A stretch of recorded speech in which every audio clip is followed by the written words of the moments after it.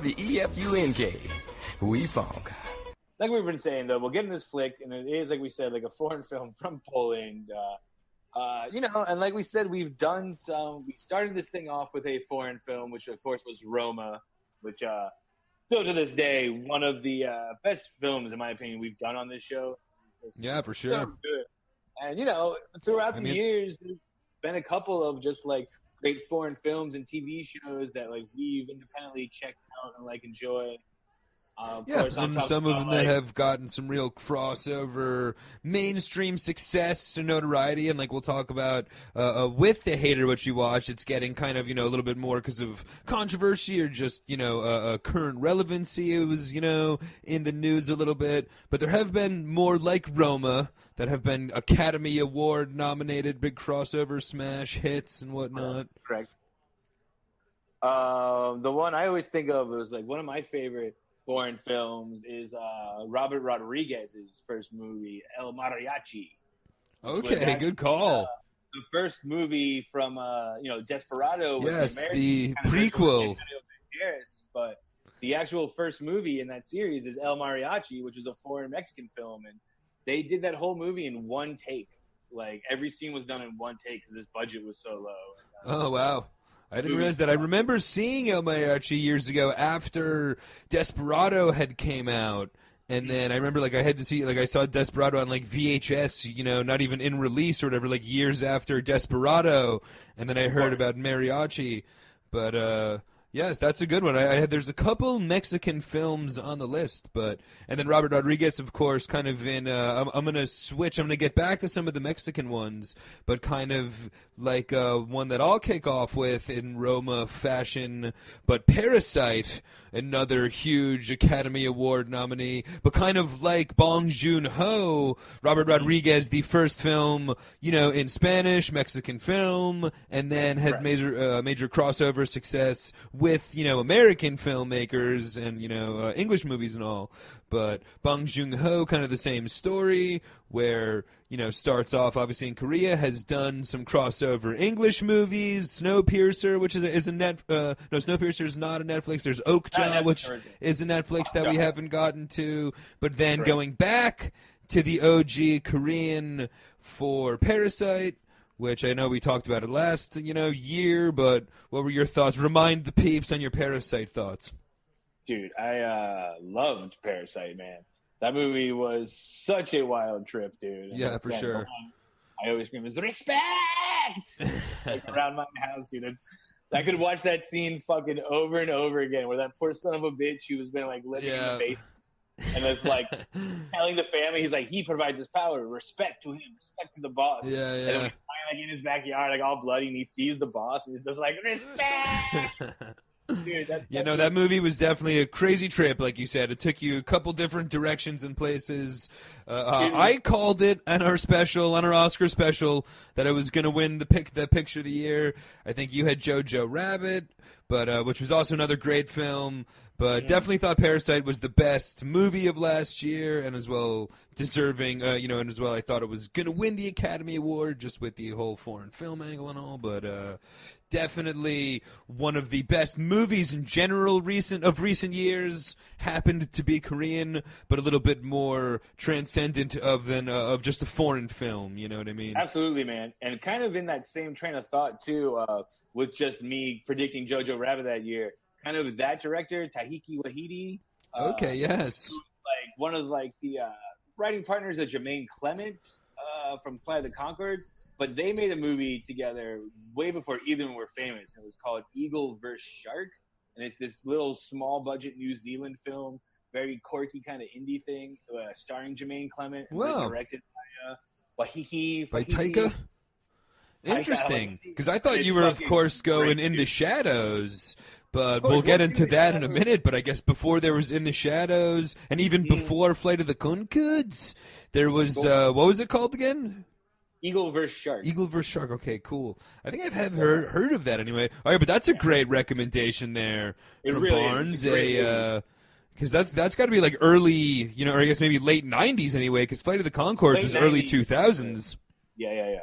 Late 90s for sure, but it's a great flick, man. Now, we have talked about In the Shadows, however, as I've recently just in quarantine watched the FX series on Hulu. However, I have yet to watch. Actually, I think I tried to watch the movie, but it was only on Apple TV or something like that. There was some reason why I couldn't stream the original movie, but you have seen the In the Shadows movie, which actually stars Taika and Jermaine Clement, right? Correct. He actually directed that.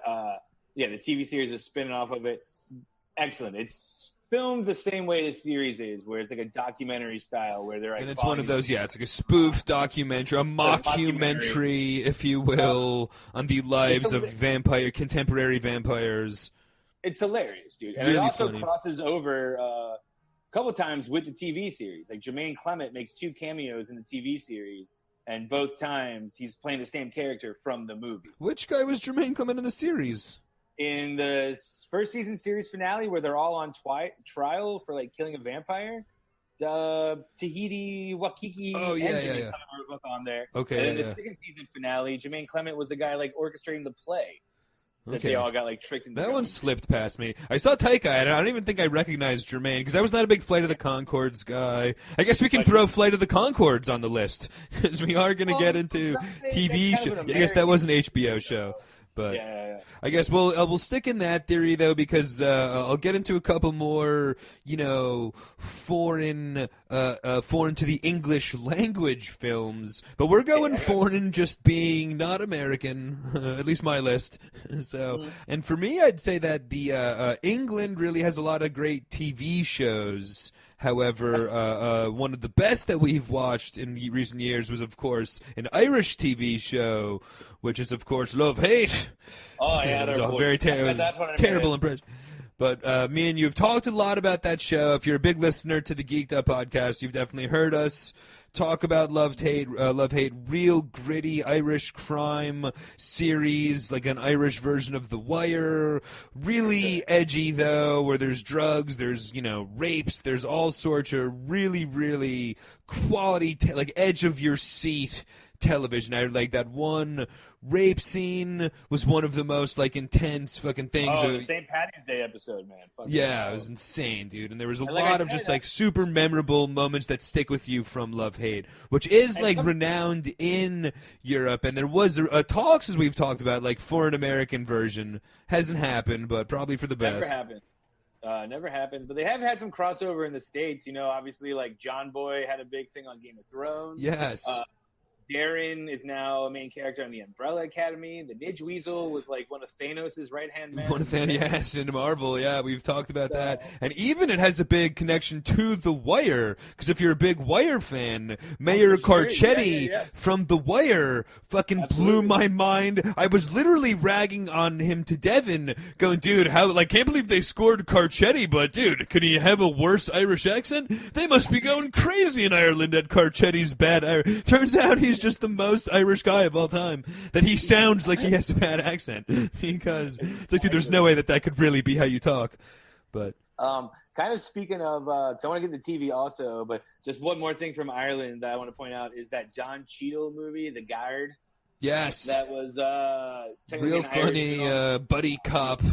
Fucking hilarious, that movie, dude. I that's what I was gonna go with it, and maybe we could stick with it for a minute, because I was gonna say, and I think we'll get into some of the English TV shows, but ironically enough, for Ireland having one of the great TV series in recent years, the Irish really put out great movies, whereas the English put out great TV shows. In my book, because The Guard is a great movie as well. There was The Boxer, a couple of the Daniel Day-Lewis movies are technically Irish movies. My Left Foot was an Academy Award winning technically Irish movie from the early 90s that I've never seen, but want to know I think it might have won the Oscar or another Daniel Day-Lewis which one? Irish film, Sins of Our Fathers. Yes, exactly.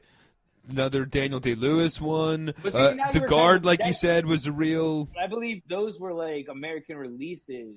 I don't think they first came out in Ireland and then made their way to America. I think that those early Daniel Day-Lewis ones really, I mean, they were like Irish directors, Irish, like the whole cast is Irish directors and whatnot, you know what I mean? Like, it's not like, you know, Spielberg, like, it's not like The Boxer with Christian Bale or whatever that came out, which is like, you know, an Irish Tale, but I think a couple, but then there's also like the Magdalene Sisters, and there's a couple, like, you know, the Black 47 was a recent Irish movie, which was real good, like a real dark, you know, famine-esque tale, and just kind of ironic, like I said, because now we can get into a lot of the English famous TV shows, and England has put out some of the great TV shows, but not really many movies out of England, whereas Ireland, outside of Love, Hate, a lot of great movies. However, I don't know about their TV. And I'm sure there's some, but you're right. The TV show is really where it's at. And this is like from ignorant American standpoint, so who knows how. Dude, I've always had this question though too, that like, and here's my trivia question. You can email us in because I've never found one, but if you can think of an example, email it in.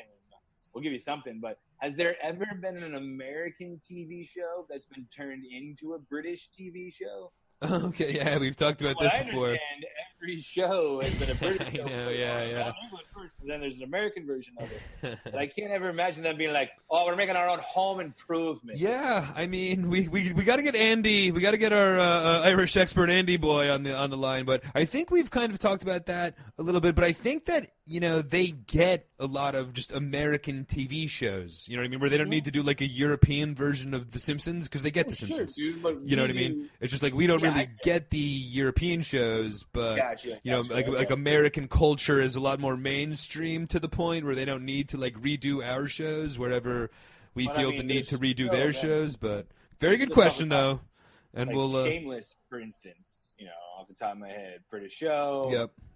American show. Of course, I would say the most famous would be obviously The Office.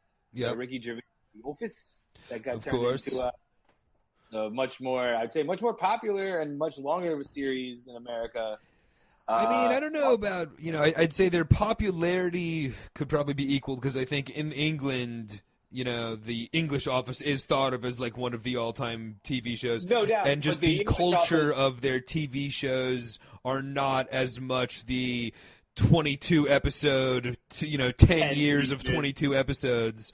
That's whole the thing, thing. though, but for sure. But like, and in that point too, The Office is only 2 seasons. Yeah. I think literally like 10 episodes. 2 seasons and a Christmas special. Yeah. Whereas The Office, though, even though it is like fucking 12 seasons, and like Steve Carell left like after like season 9, everyone you talk to, especially during quarantine, has probably rewatched it again, myself included. You know what I mean? Like, yeah. Everyone who's an Office fan has watched the series 4 to 5 No, and it's definitely one of the biggest, and I actually have really never watched it. You know what I mean? Like, I've seen enough episodes to get it, but I just really never watched it. But definitely goes down, I'd say, top 5, like, sitcoms of the 2000s anyway. And we're talking, top... Almost got canceled after the first season. Wow. And Ricky Gervais is a producer, I think, on it or something like that. Like, they're definitely... Him and Stephen Merchant are both okay, yeah. But I did watch the English version when it came out, when, like, the whole controversy came out and you could buy, like, the DVDs at fucking Barnes & Noble or whatever. I went out and I picked them up and watched the English version. What's up? What was the controversy? Just that they were remaking it, and Gervais was always kind of talking shit about Carell and poking fun at him, and there was that the was whole always like a gag, dude. What's up? Yeah, I mean, he was making money on it, so I guess not much of a controversy, but just off of it. Yeah. But just the fact that it was this iconic character that was very much of a just total ripoff of another show. It was really one of the first times that came to light. Like, now we kind of know that Shameless happened, but it was like, wow, they took this iconic English show and are just totally redoing it with a different cast. I will say that the 2 shows are very different. That the only episode that is almost line for line is the pilot. They pretty much keep that almost exactly the same, which is kind of pretty wild. But Gervais and Carell are very different, like, kinds of awkward, you know what I mean? Very different characters. Carell's like a fucking bumbling idiot, you know what I mean? Ricky Gervais's character, I've said this before too, David Merchant versus Michael Scott is, Michael Scott at the end of the day is still like a lovable goof. Like, he might be an asshole at times, but like, he's trying to do the right thing, whereas David Brennett is the fucking just the worst piece of shit in the world. Like, he has no redeeming qualities whatsoever. Okay, yeah, for sure. He's just such an asshole. Yeah, definitely. He's fucking hilarious. Yeah, no, I honestly can't say which one is better, too. I mean, I love The American Office, but they're two very, very completely different shows, man. Like, yeah, and honestly, just the culture of the TV, like I said, there is, to be honest, something really impressive about stretching an idea and making it work for fucking 100 episodes. And like Seinfeld, I love fucking, there's 90 episodes that I think are amazing. That's really impressive. And English shows as good as they are, and I guess there are English shows that have run, you know, a lot of years or whatnot, but their seasons are shorter. Dr. But, Who. you know, you take a sitcom and you really, if you can make, you know, 100 quality episodes, there's something really special and impressive about that. And if you can do it successfully with 3 different bosses or whatever, you know what I mean, with Will Ferrell running the show. But I guess a couple, some other English shows. There's a couple of like more recent ones, like Fleabag has been like a smash hit. That's now, you know, being watched. I guess is there now an American version, or the English version was just real popular in America? The English version was just real popular. Yeah. The In-Betweeners was another one that had some like crossover success. In-Betweeners was on my list. Dude, one of my favorite British shows. There's only one British show that's at the top of my list that I'll get to in a second, but In-Betweeners, again, dude, fucking hilarious. And that's another one where they try to make an American version of it on MTV, and it's fucking totally fizzled. Yeah, that was like a failed, but the English one is pretty popular, though. Like, the English one in America, way more popular than the stupid American one, you know? Mm-hmm. But, what's your other great one? Because I got a couple of the other like classics, like Faulty Towers, Vicar of Derby. You've been, Are You Being Served? A couple of those like English sitcoms. But what's like your all-time English show? All-time favorite British show was this show called Spaced, and it was Spaced. Edgar Not Wright. familiar. Okay, so it's the director of like Shaun of the Dead and all those movies. You know what I mean? Okay, World's End. But so Edgar Wright made it, and it's a young Simon Pegg and a young Nick Frost, who is the two main characters in like Shaun of the Dead and all that. And it ran 2 seasons, and they planned on making a 3rd season, but they took a break to make Shaun of the Dead, and then their careers like blew up. Okay, but, interesting. Dude, so that's another kind of like the Eagle vs. Shark, where it's the guys before they're, you know. Dude, it's so. Or even good, like In the though. Shadows, like, where it's the same storyline. Is that like Simon Pegg has to like. Him and his friend, who's this chick, they have to like pretend they're a couple to live in this apartment complex, and there's like the antics they get into. But it's so Edgar Wright-esque. I think there even is like a zombie episode, there's a Star Wars episode, there's a rave episode. But just something crazy about that show too was Nick Frost, obviously the best friend in Shaun of the Dead, who always plays his best friend, is in real life his best friend. The fucking guy wasn't even an actor. They were just like trying to find someone. Oh, wow. His best friend, and he was just like, "How about my best friend? We'll get my man come in and read. We'll get silent. We'll get Jay over here, and he can be my. We'll get Jason Mewes to be my." And fucking straight up, now the guy's like an actor. Oh fuck like, yeah! I don't have any friends that good. Yeah, seriously. And I'm standing right here agreeing with you. So, I guess those were some of our English TV shows. I guess I will backtrack on my English movie statement just from talking just a little bit here. But we do, I guess, have to give a big nod to a couple of the great English directors. Like you just kind of said, brought me into thinking of Danny Boyle and Guy Ritchie. I almost don't think of their movies as English. Maybe you could look at what was the Lock, Stock, and Two Smoking Barrels as like a very English, crazy, dark. Or no, not Lock, Stock. Was that the first one? Lock, Stock, for sure. Lock, Stock, and Smoking Barrels would be the English one. What was the first one, though, before Snatch? Lock, Stock. Okay, Lock, Stock, yeah. With the crazy overdose scene and all. Yes. Snatch, you could argue, would be more of an American flick, maybe. Yeah, Brad Pitt and all. The first one was like straight up English drug shenanigans, like super English, you know. The most like American version about that movie was Sting, and even obviously he's British, but he was like, "Hey, we know Sting." Yeah. But I mean, really, Lock, Stock, and introduced you to Vinnie Jones, to Jason Statham. Yeah. You know what I mean? That was the first time you ever saw those guys. And, yeah, for sure. Well, kind of the last time you saw Vinnie Jones. But, well, there was always Snatch, but I guess, and then Danny Boyle as well. Some great stuff. I guess his biggest crossover would be Slumdog Millionaire, I think. Did that win the Oscar? I believe it did. Yeah. maybe, but he's had some huge ones. I actually loved Yesterday, the Beatles one that just came out last year I talked about. So those two guys aside, like England definitely puts out some great movies as well, but kind of just my point being that Ireland has great movies, England great TV shows. But how about, do you have any other outside of the UK back to... Two, man.